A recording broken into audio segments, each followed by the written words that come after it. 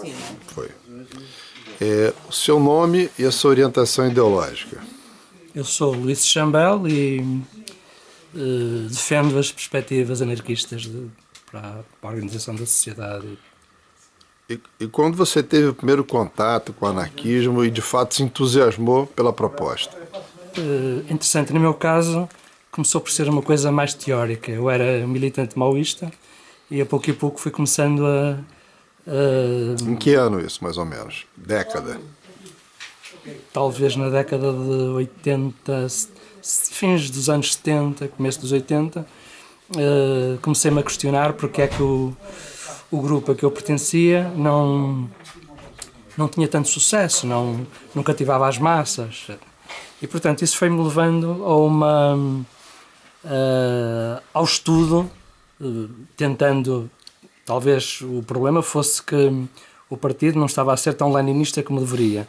De maneira que eu comecei por ir aprofundando um bocadinho o meu conhecimento de Lenin e, através de Lenin, descobri que havia umas polémicas com uma Kollontai e depois, pronto, com a oposição operária, com outros. E a pouco fui-me aproximando. Também fui começando a conhecer o conselhismo e fui-me aproximando cada vez mais das perspectivas libertárias, até que acabei por me identificar mais com a proposta anarquista da organização social e da sua perspectiva individual e coletiva. Bom, diante desse quadro, obviamente você teve necessidade de começar a atuar, fazer coisas nesse campo libertário, né? E qual é a sua atividade hoje e como você chegou nela? Eu fui, durante a minha época de estudante, eu estudei em Economia, se bem que nunca tivesse... naquela altura foi um pouco um equívoco, porque eu estava em Economia, mas imaginava aquilo mais como Sociologia, e durante os anos de 74, do PREC, foi um pouco isso. Depois tornou-se muito um curso de gestão com o qual eu já não me identifiquei nada. Mas de qualquer maneira, alguns amigos meus que estavam envolvidos na recuperação de uma pequena coletividade popular pensaram que pelo facto de eu ter tido essa aprendizagem que lhes podia ser útil nas contabilidades. E portanto eu aproximei-me deles, era malta muito jovem, que entretanto foi fazer os seus estudos para fora do país, porque há os processos Erasmus, que é um processo em que os estudantes têm intercâmbios, e portanto muito daquele pessoal novo entretanto foi embora, e a associação corria outra vez o risco de desaparecer.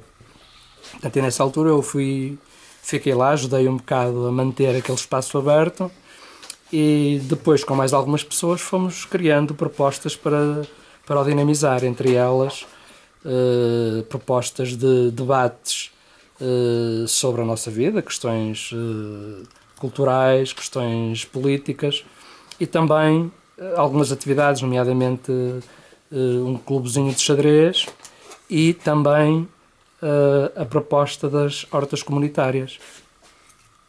Portanto, neste momento, porque é a atividade que tem uma participação maior dos associados daquela coletividade. Portanto, há cerca de, neste momento, quase 30 pequenas hortinhas de cerca de 25 metros quadrados cada um, em que os associados participam. Há uma gestão desse processo que é feito em assembleia. As pessoas têm liberdade individual para fazerem o que quiserem no seu pequeno espaço, embora com algumas regras que são: não devem usar produtos químicos, elas sabem, não é?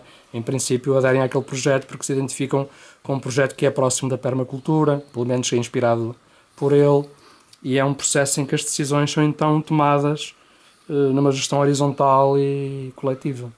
E isso acontece em que bairro do Porto? Isso fica na zona do Bom Jardim, entre o Bom Jardim e a Fontinha. Aliás, é muito perto, o sítio em que estamos é muito perto daquilo que foi o projeto Escola da Fontinha, onde, aliás, por exemplo, eu estive também a apoiar os meninos do xadrez que participaram no projeto de escola, né? Também estive um pouco ligado a isso. É isso aí. Muito obrigado.